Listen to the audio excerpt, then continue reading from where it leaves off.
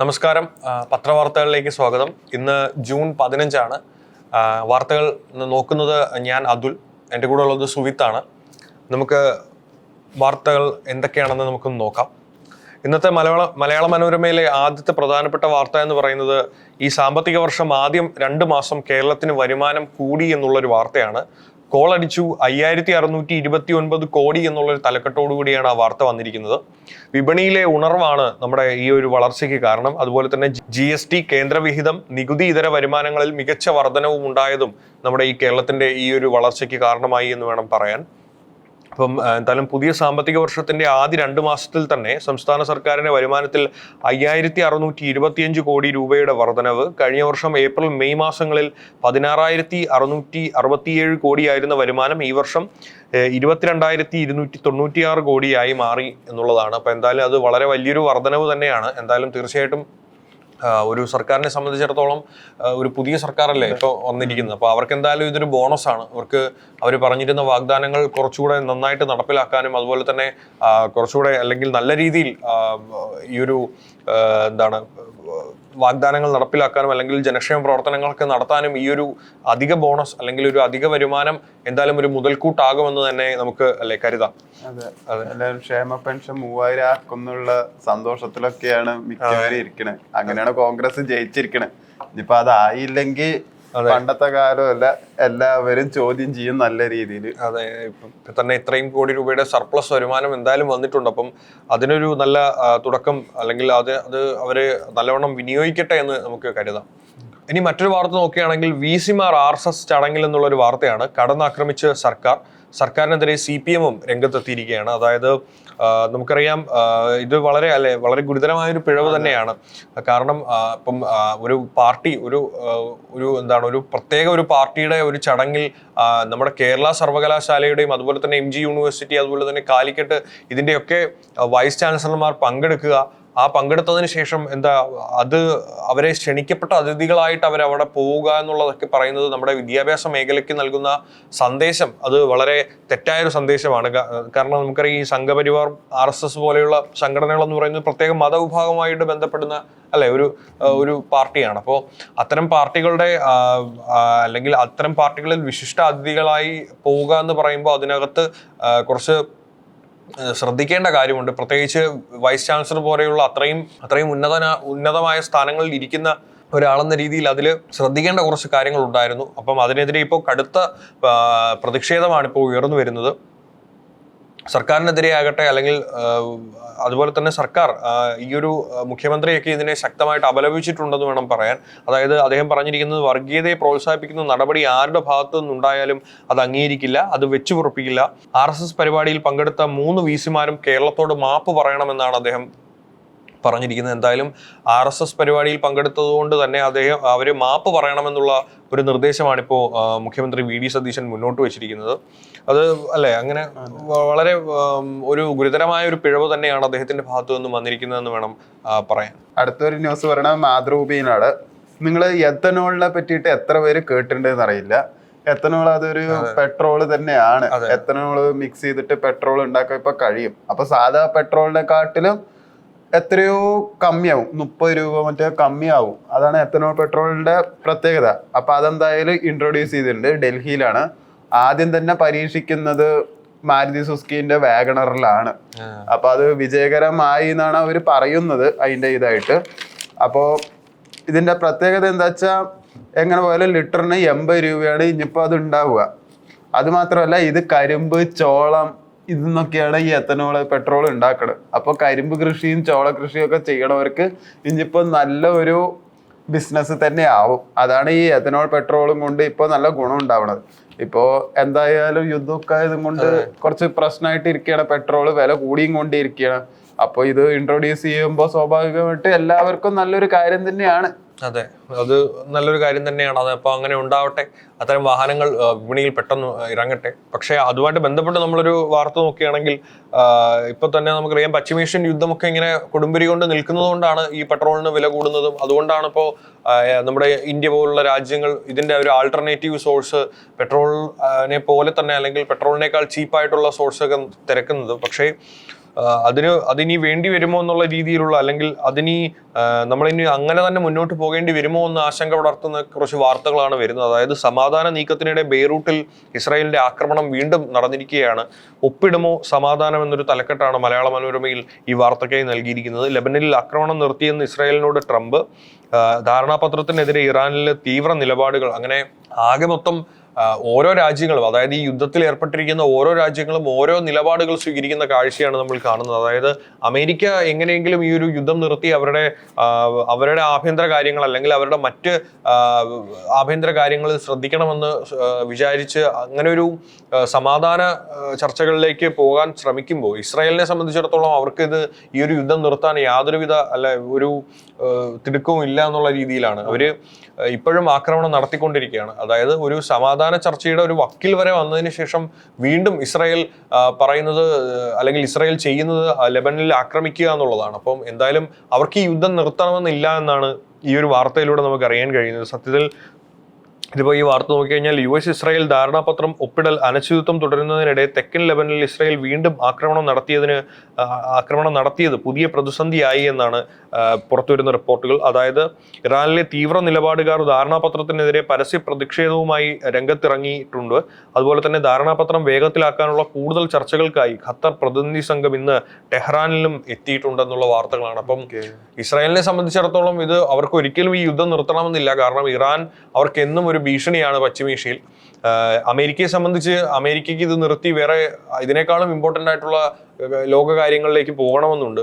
ഇറാനെ സംബന്ധിച്ചിടത്തോളം അവർ എന്ത് തന്നെ വന്നാലും അവർ വിട്ടുകൊടുക്കാൻ അല്ലെങ്കിൽ കീഴടങ്ങാൻ തയ്യാറാകാതെ നിൽക്കുകയാണ്. അപ്പോൾ മൊത്തത്തിൽ വലിയൊരു പ്രതിസന്ധിയിലാണ് ഇപ്പോൾ ഈ ഒരു പശ്ചിമേഷ്യ കടന്നു പോകുന്നത്. കാരണം ഇവിടെ ഈ യുദ്ധത്തിൽ പങ്കെടുക്കുന്ന രാജ്യങ്ങൾക്കൊന്നും ഒരു ഒത്തൊരുമയില്ലാത്തതാണ് ഇതിൻ്റെയൊക്കെ പ്രധാന കാരണമെന്ന് വേണം പറയാൻ. പിന്നെ അടുത്ത സ്ത്രീകൾക്ക് മാത്രമായിട്ടുള്ള ഒരു സന്തോഷ വാർത്തയാണ്. എല്ലാവരും അറിഞ്ഞിട്ടുണ്ടാവും, എന്നാലും ഇന്നത് പ്രത്യേകം പറഞ്ഞിട്ടുണ്ട്. 3125 ബസ്സുകൾ ഇന്നു മുതൽ പ്രിയ യാത്ര. സ്ത്രീകൾക്കും ട്രാൻസ്ജെൻഡർ വ്യക്തികൾക്കും KSRTC ഓർഡിനറി ബസ്സുകളിൽ സൗജന്യ യാത്ര അനുവദിക്കുന്ന പ്രിയദർശിനി പദ്ധതി തിങ്കളാഴ്ച തുടങ്ങും. ഇന്ന് രാവിലെ 8:30ക്കാണ് തുടങ്ങുക. അതിനു മുമ്പ് ആരെങ്കിലും കയറിയിട്ട് ഫ്രീ ആണ് പറഞ്ഞ് ഇരിക്കരുത്. 8:30ക്ക് ശേഷമേ നിങ്ങൾക്ക് ഫ്രീ ആയിട്ട് കിട്ടുള്ളൂ. അതുവരെ നിങ്ങൾ എന്തായാലും പൈസ കൊടുക്കണം. ഇപ്പൊ 8:30 ആയി എന്നാലും പറയാം.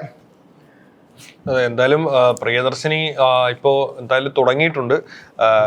ഇന്ന് തൊട്ടാണ് ഈ ഒരു ചരിത്രപരമായിട്ടുള്ളൊരു എന്താ പറയുന്ന ഒരു പദ്ധതി ഇപ്പോൾ നടപ്പിലാക്കാൻ പോകുന്നത്. എത്ര നാൾ ഇത് പോകുമെന്നും നമുക്കറിയില്ല. ഇത് എത്രത്തോളം നഷ്ടം സർക്കാരിന് വരുത്തി വെക്കുമെന്നും അറിയില്ല. പക്ഷേ തുടങ്ങിയിരിക്കുന്ന പദ്ധതി തീർച്ചയായിട്ടും നല്ലൊരു കാര്യം തന്നെയാണെന്ന് വേണം പറയാൻ. പ്രത്യേകിച്ച് ഓർഡിനറി ബസ്സുകളിൽ പോകുന്ന സാധാരണ സ്ത്രീകളെ സംബന്ധിച്ചിടത്തോളം ഇങ്ങനെ ഒരു സൗജന്യ യാത്ര, അവരെ ജോലിക്ക് പോകുന്നതാവട്ടെ അല്ലെങ്കിൽ മറ്റു പല ഓരോ ആവശ്യങ്ങൾക്കായി പുറത്തിറങ്ങുന്നതാവട്ടെ, ഇതിനൊക്കെ ഈ ഒരു സൗജന്യ യാത്ര അവർക്ക്, അല്ലെങ്കിൽ ഇപ്പോൾ എല്ലാ സ്ത്രീകൾക്കും ഒരു വാഹനമോ അങ്ങനെയുള്ളതൊന്നും അഫോർഡ് ചെയ്യാൻ പറ്റിയെന്ന് വരില്ല. അപ്പോൾ ഇത്തരത്തിലുള്ള സൗജന്യ യാത്ര അവർക്ക് തീർച്ചയായിട്ടും അവരെ കൂടുതൽ സമൂഹത്തിൽ അവർക്കും പാർട്ടിസിപ്പേഷൻ ഉറപ്പാക്കുന്നതിൽ ഇത് സഹായിക്കുമെന്ന് വേണം കരുതാൻ. അതുമാത്രമല്ല, നമ്മൾ KSRTC പോകുമ്പോൾ ഒരു 2 ബാഗ് ഉണ്ടെങ്കിൽ അതിനടക്കം അവര് പണം ഈടാക്കാറുണ്ട്. സ്ത്രീകൾക്ക് 15 കിലോ വരെ ലഗേജ് ഫ്രീ ആയിട്ട് കൊണ്ടുപോകാം അത്ര. മറ്റൊരു വാർത്ത നോക്കുകയാണെങ്കിൽ ചങ്ങനാശ്ശേരിയിൽ നിന്നുള്ള 2 യുവാക്കളെ കാസർഗോഡ് കടലിൽ കാണാതായെന്നിട്ടുള്ള വാർത്തയാണ് വരുന്നത്. അതായത് കോട്ടയം ചങ്ങനാശ്ശേരിയിൽ നിന്നും വിനോദയാത്രയ്ക്ക് എത്തി കടലിൽ കുളിക്കാൻ ഇറങ്ങിയ 2 യുവാക്കളുടെ സംഘത്തിലെ 2 പേരെ പള്ളിക്കര പൂച്ചക്കാട് ഭാഗത്ത് നിന്ന് കാണാതായിട്ടുണ്ട്. ചങ്ങനാശ്ശേരി സ്വദേശികളായ അപ്പൂട്ടി എബ്രഹാം, അങ്കിത് ബാലു എന്നിവരെയാണ് കാണാതായത്. കൂടെ ഉണ്ടായിരുന്ന അലൻ സോണി, അലൻ ദേവസ്യ എന്നിവർ രക്ഷപ്പെട്ടു. ഇന്നലെ വൈകുന്നേരം 5:30 റെഡ് മൂൺ ബീച്ചിൽ നിന്ന് 1 കിലോമീറ്റർ മാറിയാണ് ഈ സംഭവം ഉണ്ടായിരിക്കുന്നത്. എന്തായാലും വളരെ ദൗർഭാഗ്യകരമായിട്ടുള്ളൊരു വാർത്ത തന്നെയാണ്. കാരണം ചങ്ങനാശ്ശേരിയിൽ നിന്നുള്ള 2 യുവാക്കളാണ് ഇപ്പോൾ കാസർഗോഡ് കടലിൽ കാണാതായിട്ടുള്ളത്. അപ്പം നമുക്കറിയാം കടലും ഒക്കെ പ്രക്ഷുബ്ധമായിട്ട് നിൽക്കുകയാണ്. കാരണം ഇടവപ്പാതി അതുപോലെ മഴയൊക്കെ കൂടിയ സമയത്ത് കാറ്റും അതിനോടൊപ്പം തന്നെ 40 കിലോമീറ്റർ അധികം വേഗതയിൽ കേരളത്തിൽ കാറ്റ് വീശുമെന്നുള്ള മുന്നറിയിപ്പുകളെല്ലാം വന്നിരുന്നു. അപ്പം അത്തരം സാഹചര്യങ്ങളിലൊക്കെ കടലിൽ കുളിക്കാൻ ഇറങ്ങിയവരെന്നാണ് അല്ലെങ്കിൽ കുളിക്കാൻ ഇറങ്ങിയവരെയാണ് ഇപ്പോൾ കാണാതായിരിക്കുന്നത്. അപ്പോൾ എന്തായാലും വളരെയധികം ജാഗ്രത പുലർത്തേണ്ട ഒരു സാഹചര്യമായിരുന്നു. എന്തായാലും വളരെ ദൗർഭാഗ്യകരമായിട്ടുള്ള ഒരു സംഭവം തന്നെയാണത്. ഇനിയിപ്പോ ഇതുപോലെ തന്നെ മറ്റൊരു വാർത്ത നോക്കുകയാണെങ്കിൽ വണ്ടിപ്പെരിയാറിൽ വിനോദസഞ്ചാരികളെ ഡ്രൈവർമാർ മർദ്ദിച്ചു എന്നുള്ള ഒരു വാർത്തയാണ് വരുന്നത്. അതായത് റിസോർട്ടിൽ താമസിച്ചിരുന്ന വിനോദസഞ്ചാരികളെ ഓഫ് റോഡ് ജീപ്പ് ഡ്രൈവർമാർ മർദ്ദിച്ചു എന്നുള്ള വാർത്തകളാണ് വരുന്നത്. മർദ്ദനമേറ്റ തൃശൂർ സ്വദേശി അനീഷ് ചികിത്സ തേടി. സംഭവത്തിൽ കുമളി സ്വദേശികളായിട്ടുള്ള കലേഷ്, കാർത്തിക്, കണ്ണൻ എന്നിവരെ വണ്ടിപ്പെരിയാർ പോലീസ് അറസ്റ്റ് ചെയ്തു എന്നുള്ള വാർത്തകളാണ് വരുന്നത്. അപ്പോൾ എന്തായാലും നമുക്കറിയാം, വിനോദസഞ്ചാരികൾ ഇപ്പോൾ വിനോദസഞ്ചാരം തൊഴിലാക്കി നടത്തുന്ന അല്ലെങ്കിൽ അത് ഉപജീവനമാർഗമാക്കി നടത്തുന്ന സ്ഥലങ്ങളിൽ ഇത്തരത്തിൽ വിനോദസഞ്ചാരികൾ ആക്രമിക്കപ്പെടുന്നത് തീർച്ചയായിട്ടും അപലപിക്കേണ്ട ഒരു കാര്യം തന്നെയാണ്. ഇതൊരിക്കലും അല്ലെ, ഒരു വിനോദസഞ്ചാരികളെ സംബന്ധിച്ചിടത്തോളം നിങ്ങളുടെയൊക്കെ അല്ലെങ്കിൽ അവിടെ ജീവിക്കുന്നവരുടെ അന്നം എന്ന് പറയുന്നത് ഇവിടെ വരുന്ന വിനോദസഞ്ചാരികളാണ്. അപ്പോൾ ഇപ്പൊ വണ്ടിപ്പെരിയാർ പോലെയുള്ള സ്ഥലങ്ങളിലൊക്കെ ഇത്തരത്തിൽ വിനോദസഞ്ചാരികളെ ആക്രമിക്കുക എന്ന് പറയുമ്പോൾ അവിടെ വിനോദസഞ്ചാരികൾ വരുന്നത് കുറയാൻ ഇത് കാരണമായേക്കാം. തീർച്ചയായിട്ടും ഇത്തരത്തിൽ ഈ ഡ്രൈവർമാരെ ഈ മർദ്ദിക്കുക എന്നൊക്കെ പറയുന്നത് തീർച്ചയായിട്ടും നമുക്ക് ഒട്ടും അംഗീകരിച്ചു കൊടുക്കാൻ കഴിയാത്ത ഒരു കാര്യം തന്നെയാണ്. അതായത് ഈ വിനോദസഞ്ചാരിയുടെ മാലയുമായി റിസോർട്ട് ജീവനക്കാരൻ മുങ്ങി എന്നുള്ള മറ്റൊരു വാർത്തയും കൂടി ഇതിനോടനുബന്ധിച്ചുണ്ട്. അതായത് വിനോദസഞ്ചാരി ഉറങ്ങുന്നതിനിടെ മുറിയിലെ മേശപ്പുറത്ത് സൂക്ഷിച്ചിരുന്ന 3.5 പവൻ സ്വർണ്ണമാലയുമായി റിസോർട്ട് ജീവനക്കാരൻ മുങ്ങി. പള്ളിവാസൽ ആറ്റുകാലിലുള്ള റിസോർട്ടിൽ താമസിച്ചിരുന്ന ചെന്നൈ സ്വദേശികളുടെ മാലയാണ് നഷ്ടപ്പെട്ടത്. സുഹൃത്തുക്കളായ 4 കുടുംബങ്ങളാണ് റിസോർട്ടിൽ മുറിയെടുത്ത് താമസിച്ചിരുന്നത് എന്നുള്ളതാണ്. അപ്പോൾ എന്തായാലും മൂന്നാറും വണ്ടിപ്പെരിയാറും ഒക്കെ ഇപ്പോൾ വിനോദസഞ്ചാരികൾക്ക് ഒട്ടും പറ്റാത്തൊരു സ്ഥലമായിട്ട് മാറുകയാണോ എന്നുള്ളതാണ്. ഇപ്പോൾ വിനോദസഞ്ചാരികൾക്ക് മർദ്ദനം, വിനോദസഞ്ചാരികളുടെ മാലയും അതുപോലെയുള്ള വിലപിടിപ്പുള്ള സാധനങ്ങൾ മോഷ്ടിക്കപ്പെടുന്നു തുടങ്ങിയിട്ടുള്ള നിരവധി വാർത്തകളാണ് ഇപ്പോൾ വരുന്നത്. തീർച്ചയായിട്ടും ഇതൊക്കെ പോലീസ്, അതിന് ചുമതലയായിട്ടുള്ള ആൾക്കാർ ഇതിനൊക്കെ ശക്തമായിട്ടുള്ള നടപടി എടുക്കേണ്ടത് വളരെ അത്യാവശ്യമാണ്. കാരണം മൂന്നാർ പോലെയുള്ള സ്ഥലങ്ങളൊക്കെ വിനോദസഞ്ചാരം മാത്രം ഉപജീവന മാർഗമാക്കി ജീവിക്കുന്ന ഒരുപാട് ആൾക്കാരുണ്ട്. ഇത്തരത്തിലുള്ള 1-2 സംഭവങ്ങൾ ഇങ്ങനെ വരുമ്പോൾ അതിന് വാർത്താ പ്രാധാന്യം ലഭിക്കുമ്പോൾ തീർച്ചയായിട്ടും അത് മൊത്തത്തിലുള്ള വിനോദസഞ്ചാര മേഖലയെ തന്നെ ബാധിക്കാനും സാധ്യതയുണ്ട്. അപ്പോൾ എന്തായാലും തീർച്ചയായിട്ടും ഇതിനെതിരെ ഒരു നടപടി ശക്തമായിട്ട് തന്നെ എടുക്കണമെന്നാണ് നമ്മൾ പ്രത്യാശിക്കുന്നത്. അവര് ചെയ്തത് കുറ്റം തന്നെയാണ്. പക്ഷെ എന്നാലും ഒരു വിനോദസഞ്ചാരത്തിന് ഒരു സ്ഥലത്തേക്ക് പോകുമ്പോൾ ഇങ്ങനെ ആഭരണമൊക്കെ എടുത്തിട്ട് പോവാ പറയണത് കുറച്ച് കോമൺ സെൻസ് അവരും യൂസ് ചെയ്തിട്ടുണ്ടെങ്കിൽ അവർക്കത് ഒഴിവാക്കായിരുന്നു. കല്യാണത്തിന് പോണതൊക്കെ ചിലരൊക്കെ മരണ വീട്ടിലടക്കം ആഭരണം ഇട്ടിട്ട് വരുന്ന കണ്ടിട്ട് അത് ചെയ്യാൻ പാടില്ല. അത് ഇത് മാത്രമല്ല, ഇതിനു മുമ്പും ഇങ്ങനെ ഒരു സിറ്റുവേഷൻ കുറെ കണ്ടിട്ടുണ്ട്. അമ്മ കുട്ടിക്ക് വയ്യാതെ തൃശ്ശൂർ ഹോസ്പിറ്റലിൽ കൊണ്ടുപോയതാ, ഗവൺമെന്റ് ഹോസ്പിറ്റലില്. കുട്ടിക്ക് പനിയാണ്, ഒരു 3 വയസ്സായ കുട്ടിക്ക്. 3 വയസ്സായ കുട്ടീന്റെ ദേഹത്ത് 2 പവന്റെ മാലയാണ് ഇട്ട് കൊടുത്തിരിക്കണത്. ആശുപത്രി പോകുമ്പോ എന്തിനാ ഈ സ്വർണ്ണമാല? ഇനി വെതർ ന്യൂസ് നോക്കുകയാണെങ്കിൽ ഇതിനകത്ത് ശക്തി കുറഞ്ഞ ഇടവപ്പാതി കാരണം എൽനിനോ എന്നുള്ള വാർത്തയാണ്. അതായത് ഇടവപ്പാതി അവസാനിപ്പിച്ചപ്പോൾ മുൻവർഷത്തെ അപേക്ഷിച്ച് ഇത്തവണ ലഭിച്ച മഴയിൽ 9 മുതൽ 10% വരെ കുറവുള്ളതായി വിലയിരുത്തലുണ്ട്. അതുപോലെ തന്നെ പസഫിക് സമുദ്രത്തിലെ എൽനിനോ പ്രതിഭാസത്തിന്റെ സാന്നിധ്യമാണ് ഇടവപ്പാതിയുടെ ശക്തി കുറച്ചതെന്നാണ് സൂചന. 2025 ഉയർന്ന മഴയാണ് ലഭിച്ചത്. ഇത്തവണ മഴയുണ്ടെങ്കിലും 2025 കുറവാണ്. ഇപ്പോൾ എന്തായാലും ശക്തമായ മഴയോടെയാണ് ഇടവപ്പാതി തുടങ്ങിയെങ്കിലും പിന്നീട് പല ഘട്ടങ്ങളിലും മഴ ദുർബലമായി എന്നുള്ള വാർത്തയാണ് വരുന്നത്. അപ്പോൾ എന്തായാലും എൽനിനോ പ്രതിഭാസം നമുക്കറിയാം, നമ്മുടെ ലോകം മുഴുവൻ വളരെ പേടിയോടെ നോക്കി കാണുന്ന ഒരു പ്രതിഭാസം തന്നെയാണ് എൽനിനോ പ്രതിഭാസം. അത് കാരണം അത് നമുക്കറിയാം, അതിന്റെ ഒരു ഭവിഷ്യത്താണ് ഇപ്പോൾ നമ്മൾ കണ്ടത്. കാരണം നമ്മുടെ ഇടവപ്പാതി എന്ന് പറയുന്നത് എത്രത്തോളം കേരളത്തെ സംബന്ധിച്ചിടത്തോളം പ്രാധാന്യപ്പെട്ടതാണ് അല്ലെങ്കിൽ പ്രാധാന്യമുള്ളതാണെന്ന് നമുക്കറിയാം. നമ്മുടെ കൃഷിയും അതുപോലെയുള്ള കാര്യങ്ങളെല്ലാം ഈ ഇടവപ്പാതിയെ ആശ്രയിച്ചിട്ടാണ് ഉള്ളത്. അപ്പോൾ എൽനിനെ പോലുള്ള പ്രതിഭാസങ്ങൾ വരുമ്പോൾ തീർച്ചയായിട്ടും നമ്മുടെ ഇടവപ്പാതിയുടെ തീവ്രതയെ അത് കുറയ്ക്കും. നമുക്കൊരു മിനിമം കിട്ടേണ്ട മഴ പോലും നമുക്ക് ചിലപ്പോൾ കിട്ടാതെ ആകാം. ഇതുപോലെ തുടങ്ങിയ വളരെ പാരിസ്ഥിതിക പ്രത്യാഘാതങ്ങൾ ഇതിനെ തുടർന്ന് ഉണ്ടാകും. അപ്പോൾ തീർച്ചയായിട്ടും ഇത് നമ്മൾ ഭയക്കേണ്ട ഒരു കാര്യം തന്നെയാണ്. അതായത് ഇനി വരും മാസങ്ങളിൽ മഴ മാറി നിൽക്കുകയോ വളരെ നേരിയ രീതിയിൽ മാത്രം പെയ്യുകയോ ആയിരിക്കും ചെയ്യുക. ഇനി ശക്തമായ മഴ അധികം കാണില്ല എന്നുള്ളതാണ് ഇനി വരും ദിവസങ്ങളിൽ നമ്മൾ പ്രതീക്ഷിക്കേണ്ടതും അത് തന്നെയാണ്. അപ്പോൾ തീർച്ചയായിട്ടും ആശങ്കപ്പെടേണ്ട ഒന്ന് തന്നെയാണ്. കാരണം ഇതിനെ തുടർന്നാൽ അല്ലെങ്കിൽ അടുത്ത വർഷവും ഇതിനെ ആവർത്തിച്ചാൽ തീർച്ചയായിട്ടും നമ്മുടെ കാർഷിക മേഖലയൊക്കെ വലിയ രീതിയിൽ ബാധിക്കാൻ സാധ്യതയുള്ള ഒരു സംഭവം തന്നെയാണ് ഈ ഒരു എൽനിനോ പ്രതിഭാസം എന്ന് പറയുന്നത്. തീർച്ചയായിട്ടും നമുക്ക് ഇതിനെതിരെ ഒന്നും നമുക്ക് ഇതിനെതിരെ ചെയ്യാൻ പറ്റില്ല. കാരണം ഇതെല്ലാം നമ്മുടെ കയ്യിലില്ലാത്ത കാര്യങ്ങളാണ്. നമ്മളിനി ലോങ് ടൈമിൽ ഇങ്ങനെയൊന്നും ഉണ്ടാകാതിരിക്കാൻ നമ്മുടെ ലോകം മുഴുവൻ ഒന്നിച്ച് പ്രയത്നിച്ചാൽ മാത്രമേ നമുക്ക് ഈ എൽനിനോ പോലെയുള്ള പ്രതിഭാസങ്ങളെയൊക്കെ നമുക്ക് തടയാൻ കഴിയൂ. മറ്റൊരു വാർത്ത നോക്കുകയാണെങ്കിൽ ടിനി ടോമിനെതിരായ പരാതി മതം മാറ്റാൻ അൻസിബ ശ്രമിച്ചിട്ടില്ലെന്ന് ശ്രീ കൈലാസിന്റെ മൊഴി എന്നുള്ളതാണ്. എന്തായാലും ഇപ്പം നമുക്കറിയാം, ഇപ്പോൾ അമ്മ സംഘടനയിൽ വീണ്ടും ഒരു ചെറിയ കാലയളവിന് ശേഷം വീണ്ടും പ്രതിഷേധങ്ങളും അതുപോലെ തന്നെ ആഭ്യന്തര കലഹങ്ങളും ഒക്കെ കൂടുകയാണ്. അമ്മ സംഘടനയിലെ ആൾക്കാർ അങ്ങോട്ടും ഇങ്ങോട്ടും ആരോപണ പ്രത്യാരോപണങ്ങൾ ഉന്നയിച്ചുകൊണ്ട് പോവുകയാണ്. എന്തായാലും ടിനി ടോമിനെതിരായ അൻസിബ ഹസന്റെ പരാതിയിൽ അൻസിബയ്ക്ക് അനുകൂല മൊഴി നൽകി ശ്രീ കൈലാസ് എന്നുള്ളതാണ്. മതം മാറ്റാൻ അൻസിബ ശ്രമിച്ചിട്ടില്ലെന്നുള്ള മൊഴിയാണ് കേസ് അന്വേഷിക്കുന്ന കടവന്ത്ര പോലീസിന് ശ്രീ കൈലാസ് നൽകിയത്. പ്രൊഡക്ഷൻ കൺട്രോളർ രാജീവ് കുടപ്പനക്കുന്നിലിന്റെ മകനാണ് ശ്രീ കൈലാസ്. ശ്രീ കൈലാസിന്റെ മതം മാറ്റാൻ ശ്രമിച്ചെന്ന വ്യാജ വിവരം ടിനി ടോം പ്രചരിപ്പിച്ചെന്നായിരുന്നു അൻസിബയുടെ പരാതി. കേസിൽ നടി നീനാക്കുറുപ്പിന്റെ മൊഴിയും കടവന്ത്ര പോലീസ് രേഖപ്പെടുത്തിയിട്ടുണ്ട്. എന്തായാലും അൻസിബയ്ക്ക് അനുകൂലമായിട്ടുള്ള ഒരു മൊഴിയാണ് ഇപ്പോൾ വന്നിരിക്കുന്നത്. തീർച്ചയായിട്ടും ഇത് അൻസിബയെ സംബന്ധിച്ചിടത്തോളം ഒരു അനുകൂലമായിട്ടുള്ള രീതിയിലായിരിക്കും ഈ കേസ്. കാരണം ആരോപിക്കപ്പെട്ടു എന്ന് പറയുന്ന വ്യക്തി തന്നെയാണ് ഇങ്ങനെ വന്ന് ഇപ്പോൾ അൻസിബയ്ക്ക് അനുകൂലമായിട്ട് മൊഴി നൽകിയിരിക്കുന്നത്. തീർച്ചയായിട്ടും സത്യം എന്തായാലും അത് തെളിയട്ടെ. ടിനി ടോം ആണ് കള്ളം പറഞ്ഞതെങ്കിൽ അതിന് അർഹമായിട്ടുള്ള ശിക്ഷ അദ്ദേഹത്തിന് കിട്ടട്ടെ എന്നുള്ളതാണ് ഈ ഒരു വാർത്തയുമായി നമുക്ക് പറയാൻ കഴിയുന്നത്. മറ്റൊരു വാർത്ത നോക്കുകയാണെങ്കിൽ നമ്മുടെ എല്ലാം അഭിമാനമായിട്ടുള്ള നമ്മുടെ ISRO ഇപ്പോൾ വളരെ കടുത്തൊരു പ്രതിസന്ധിയിലൂടെയാണ് കടന്നു പോകുന്നത് എന്നുള്ള വാർത്തയാണ്. അതായത് ISRO ദൗത്യങ്ങൾക്ക് അപ്രഖ്യാപിത നിയന്ത്രണമോ എന്നുള്ളൊരു വാർത്തയാണ് ഇപ്പോൾ പുറത്തു വരുന്നത്. അതായത് വിക്ഷേപണ ദൗത്യങ്ങളില്ലാതെ 6 മാസമാണ് ഇപ്പോൾ ISROയിൽ കടന്നുപോയിരിക്കുന്നത്. വളരെ വലിയ രീതിയിലുള്ള അനിശ്ചിതത്വമാണ് ഇപ്പോൾ ISROയിൽ നിലനിൽക്കുന്നത്.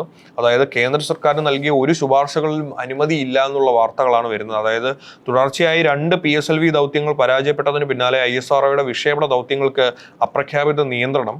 ഈ വർഷം നടക്കുമെന്ന് പ്രഖ്യാപിച്ചിരുന്ന ഗഗൻയാൻ പ്രാഥമിക ദൗത്യങ്ങൾ ഉൾപ്പെടെയുള്ള 30ഓളം ദൗത്യങ്ങളുടെ കാര്യത്തിൽ അനിശ്ചിതത്വം തുടരുകയാണ്. മുൻവർഷങ്ങളിൽ ശരാശരി 5 മുതൽ 6 വരെ വിക്ഷേപണ ദൗത്യങ്ങൾ നടത്തിയിരുന്ന ISRO ഈ വർഷം ഇതുവരെ വിക്ഷേപിച്ചത് ജനുവരി 12-ന് വിക്ഷേപിച്ച PSLV C-62 ദൗത്യം മാത്രമാണ്. അതും പരാജയമായിരുന്നു. അതിനുശേഷം 6 മാസം പിന്നിട്ടിട്ടും പുതിയ ദൗത്യങ്ങളൊന്നും പ്രഖ്യാപിച്ചിട്ടില്ല എന്നുള്ള വാർത്തകളാണ് വരുന്നത്. അപ്പോൾ എന്തായാലും ഇവർ 2 ദൗത്യങ്ങൾ തുടർച്ചയായിട്ട് പരാജയപ്പെട്ടപ്പോഴാണ് ഇപ്പോൾ ISROയ്ക്ക് ഇത്തരത്തിലുള്ള ഒരു പ്രതിസന്ധി വന്നിരിക്കുന്നതെന്ന് വേണം കരുതാൻ. കാരണം നമുക്കറിയാം, ഇപ്പോൾ 2 വട്ടമൊക്കെ തുടർച്ചയായിട്ട് പരാജയപ്പെടുക എന്ന് പറയുന്നത് ഒരു ISROയെ സംബന്ധിച്ചിടത്തോളം ഗുരുതരമായൊരു പിഴവ് തന്നെയാണ്. അപ്പോൾ അതിനകത്ത് അന്വേഷണങ്ങൾ നടന്നു വരികയാണ്. എന്തുകൊണ്ടാണ് ഈ ഒരു എൻജിൻ ഫെയിലിയർ ഉണ്ടായത്, അല്ലെങ്കിൽ എന്തുകൊണ്ടാണ് റോക്കറ്റിന് അപകടം സംഭവിച്ചതെന്നൊക്കെ. കാരണം ചിലപ്പോൾ അതൊരു അട്ടിമറിയായിരിക്കാം. ചിലപ്പോൾ നമ്മുടെ ശത്രു രാജ്യങ്ങളിൽ നിന്നുള്ള അട്ടിമറി കൊണ്ടും ഇങ്ങനെ നമ്മുടെ റോക്കറ്റ് ഫെയിലിയേഴ്സ് ഉണ്ടാകാം. അതുപോലെ തന്നെ ഈ ഇന്റേണൽ ആയിട്ടുള്ള ചില പിഴവുകൾ കൊണ്ടോ അല്ലെങ്കിൽ ചില ഉദ്യോഗസ്ഥരുടെ പിടിപ്പുകേട് കൊണ്ടോ ഒക്കെ ഉണ്ടാകാം. അപ്പോൾ ഇത് എന്തൊക്കെയാണെന്ന് അന്വേഷിച്ച് കണ്ടെത്തിയാൽ മാത്രമേ തീർച്ചയായിട്ടും ഇനി അങ്ങോട്ട് മുന്നോട്ട് ഇത് പോകാൻ കഴിയൂ. അപ്പോൾ ISRO സംബന്ധിച്ചിടത്തോളം ഇപ്പോൾ എന്തായാലും കടുത്തൊരു അനിശ്ചിതത്വത്തിലൂടെയാണ് ISRO കടന്നു പോകുന്നത് എന്ന് വേണം കരുതാൻ. ഇനി അടുത്തത് നമ്മുടെ സ്പോർട്സിലേക്ക് നോക്കിക്കഴിഞ്ഞാൽ സ്പോർട്സിൽ മറ്റൊന്നുമില്ല, നമ്മുടെ ലോകകപ്പ് വാർത്തകൾ തന്നെയാണ്. ഇന്നലെ നടന്ന ബ്രസീൽ അതുപോലെ തന്നെ മൊറോക്കോ മത്സരത്തെക്കുറിച്ചാണ് നമ്മുടെ പ്രധാനപ്പെട്ട സ്പോർട്സ് വാർത്ത എന്ന് പറയുന്നത്. തീർച്ചയായിട്ടും ഇന്നലെ നമുക്കറിയാം ബ്രസീലും മൊറോക്കോയും നടന്ന മത്സരത്തിൽ തീർച്ചയായിട്ടും സമനിലയിലാണ് അവർ പിരിഞ്ഞത്. ബ്രസീലിനെ സംബന്ധിച്ചിടത്തോളം വളരെ ഒരു ആവേശം കുറഞ്ഞ ഒരു മങ്ങിയ തുടക്കമെന്ന് വേണം കരുതാൻ. കാരണം ബ്രസീലിന്റെ ആ ഒരു പ്രതാപം വെച്ചിട്ട് അങ്ങനെ ഒരു തുടക്കമല്ല അവർക്ക് കിട്ടേണ്ടിയിരുന്നത്. എന്നാലും 1-1 രീതിയിൽ അവർ ഒരു സമനില പിടിച്ചതോടെ അവർക്കൊരു തോൽവി വഴങ്ങി ഒരു നാണം കെടേണ്ടി വന്നില്ല എന്ന് വേണം കരുതാൻ. എന്തായാലും മൊറോക്കോയാണ് പക്ഷെ ആ കളിയിൽ ആദ്യം ഗോൾ അടിച്ചത്. 21-ാം മിനിറ്റിലാണ് അവർ ഗോൾ അടിച്ചത്. അതിനുശേഷം 32-ാം മിനിറ്റിലാണ് ബ്രസീൽ മറ്റൊരു ഗോൾ അടിച്ചത്. എന്തായാലും മൊറോക്കോയ്ക്കെതിരെ ഗോൾ നേടിയത് എന്തായാലും നമ്മുടെ വിനീഷ്യസ് ആണ് മൊറോക്കോയ്ക്കെതിരെ ഗോൾ നേടിയത്. അപ്പോൾ എന്തായാലും ഇന്നലെ വളരെ മങ്ങിയൊരു തുടക്കമായിരുന്നു ബ്രസീലിനെ സംബന്ധിച്ചിടത്തോളം. ബ്രസീൽ ആരാധകരും അങ്ങനെ തന്നെയാണ് കരുതിയെന്ന് വേണം കരുതാൻ. എന്തായാലും തീർച്ചയായിട്ടും ഇനി അങ്ങോട്ടുള്ള കളികൾ, ഇനി ഒരുപാട് കളികളുണ്ട്. അപ്പം അതിലൊക്കെ ഇപ്പം നെയ്മറും ഇന്നലെ കഴിഞ്ഞ മത്സരത്തിൽ ഇറങ്ങിയിരുന്നില്ല. അപ്പോൾ തീർച്ചയായിട്ടും അതും ഒരു പോരായ്മയായിട്ടും ആരാധകർ കരുതുന്നുണ്ട്. എന്തായാലും ഇനി അങ്ങോട്ടുള്ള കളികളിൽ അവർ ആ ഒരു പഴയ ബ്രസീലായിട്ട് തിരിച്ചു വരട്ടെ എന്ന് നമുക്ക് പ്രത്യാശിക്കാം. അതിനപ്പുറം മറ്റൊരു വാർത്ത നോക്കുകയാണെങ്കിൽ ഇന്നലെ നടന്ന ജർമ്മനിയുടെ മത്സരം നോക്കുകയാണെങ്കിൽ അവരെ സംബന്ധിച്ചിടത്തോളം ജർമ്മനിക്ക് വളരെ മികച്ച ഒരു തുടക്കം എന്ന് വേണം കരുതാൻ. കാരണം ഇങ്ങ് ബ്രസീലിനെ പണ്ട് നമുക്കറിയാം നമ്മുടെ 7-up മത്സരം എന്നൊക്കെ പറഞ്ഞിട്ടൊരു മത്സരമുണ്ട്. കാരണം നമുക്കറിയാം 7-1 തോൽപ്പിച്ച മത്സരം. ആ ഒരു സെയിം റിസൾട്ട് തന്നെയാണ് ഇന്നലത്തെ മത്സരത്തിൽ ജർമ്മനിയുടെ ആ മത്സരത്തിൽ കിട്ടിയത്. അതായത് ജർമ്മനി 7 ഗോളിന് കുറസോവ 1 ഗോളും എന്നുള്ള ഒരു മത്സരഫലമായിരുന്നു ഇന്നലെ വന്നത്. അപ്പോൾ ജർമ്മൻ പട എന്തായാലും തീർച്ചയായിട്ടും വളരെ അഗ്രസീവായിട്ടുള്ള ഫുട്ബോളാണ് ഇപ്പോൾ എടുത്തിരിക്കുന്നത്. കാരണം 7-1 തോൽപ്പിക്കുക എന്ന് പറയുന്നത് തീർച്ചയായിട്ടും വളരെ വലിയൊരു കാര്യം തന്നെയാണെന്ന് വേണം പറയാൻ. എന്തായാലും ജർമ്മനിയുടെ യുവനിര എന്ന് പറയുന്നത് തീർച്ചയായിട്ടും ഒട്ടും മോശമല്ല. കപ്പടിക്കാൻ ഏറ്റവും സാധ്യതയുള്ളത് ഇപ്പോൾ ഈ ആദ്യത്തെ മത്സരങ്ങൾ കഴിയുമ്പോൾ ജർമ്മനിക്കാണെന്ന് വേണം കരുതാൻ. ഇനിയിപ്പോൾ അർജന്റീന വരാനുണ്ട്, ഇനിയിപ്പോൾ പോർച്ചുഗലിൻ്റെയൊക്കെ വരാനുണ്ട്. അതൊക്കെ കാണുമ്പോൾ നമുക്കറിയാം ഏത് ടീമാണ് ഇനി സാധ്യതയുള്ളത്. ഇനി ഫ്രാൻസ് വലിയൊരു ത്രട്ടായിട്ട് തന്നെ, ഈ ടീമിനെ എല്ലാം ഒരു വലിയ ത്രട്ടായിട്ട് തന്നെ ഇപ്പോഴും നിലനിൽക്കുന്നുണ്ട്. കാരണം ഉള്ള കളിക്കാരെല്ലാം വളരെ മികച്ച കളിക്കാരാണ് ഫ്രാൻസ് ടീമിൽ അണിനിരക്കിയിരിക്കുന്നത്. ഇപ്പം കിലിയൻ എംബാപ്പയുടെ നേതൃത്വത്തിലുള്ള ആ ഒരു ടീമിന് തീർച്ചയായിട്ടും എല്ലാ ടീമിനും ഒരു ഭീഷണി തന്നെയാണെന്ന് വേണം കരുതാൻ. അപ്പോൾ എന്തായാലും നമുക്ക് ലോകകപ്പ് ആവേശത്തിലേക്ക് നമ്മൾ കടന്നിരിക്കുകയാണ്. ഇനി ഓരോ മത്സരങ്ങളും നമ്മൾ ആവേശത്തോടെയാണ് നോക്കിക്കാണുന്നത്. ഇനി ഓരോ മത്സരങ്ങളും നമ്മൾ ആവേശത്തോടെയാണ് വീക്ഷിക്കുക. അപ്പോൾ ഇതൊക്കെയാണ് ഇപ്പോൾ പ്രധാനപ്പെട്ട സ്പോർട്സ് ന്യൂസ് എന്ന് പറയുന്നത്. ഇപ്പോൾ ഇത്രയൊക്കെയാണ് നമ്മുടെ ഇന്നത്തെ പ്രധാനപ്പെട്ട വാർത്തകൾ എന്ന് പറയുന്നത്. നമ്മുടെ പ്രമുഖ പത്രങ്ങളിലെ പ്രധാന വാർത്തകൾ എന്ന് പറയുന്നത് ഇത്രയുമായിരുന്നു. നമ്മുടെ കേരളത്തിന് 5,000 കോടിയിലധികം സർപ്ലസ് ഇൻകം കിട്ടിയതായിരുന്നു ഇന്നത്തെ ഏറ്റവും പ്രധാനപ്പെട്ട വാർത്ത എന്ന് പറയുന്നത്. അപ്പോൾ എന്തായാലും നാളെ നമുക്ക് വാർത്തകളുമായി വീണ്ടും കാണാം.